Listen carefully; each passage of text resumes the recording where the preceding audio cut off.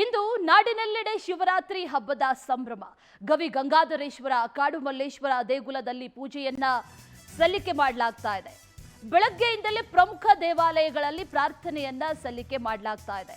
ಮುಂಜಾನೆಯಿಂದಲೇ ದೇಗುಲಗಳಲ್ಲಿ ಭಕ್ತಾದಿಗಳು ದಂಡು ದಂಡಾಗಿ ಆಗಮಿಸ್ತಾ ಇದ್ದಾರೆ, ಪ್ರಾರ್ಥನೆಯನ್ನ ಮಾಡ್ತಾ ಇದ್ದಾರೆ. ಇವತ್ತಿಡೀ ದಿನ ಉಪವಾಸ ಇದ್ದು ಪರಶಿವನ ಆರಾಧನೆಯನ್ನ ಕೂಡ ಮಾಡ್ತಾರೆ. ಬೆಳಗ್ಗೆಯಿಂದಲೇ ಪ್ರಮುಖ ದೇವಾಲಯಗಳಲ್ಲಿ ಪ್ರಾರ್ಥನೆ ಪೂಜೆ ಎಲ್ಲವೂ ಕೂಡ ಆರಂಭ ಆಗಿದೆ. ಮುಂಜಾನೆಯಿಂದಲೇ ದೇಗುಲಕ್ಕೆ ಭಕ್ತರು ಆಗಮಿಸೋದಕ್ಕೂ ಕೂಡ ಶುರು ಮಾಡಿದ್ದಾರೆ. ಇವತ್ತಿಡೀ ದಿನ ಉಪವಾಸ ಇರ್ತಾರೆ. ಅನೇಕ ದೇಗುಲಗಳಲ್ಲಿ ಪೂಜೆ ಇವತ್ತು ನಡೀತಾ ಇದೆ.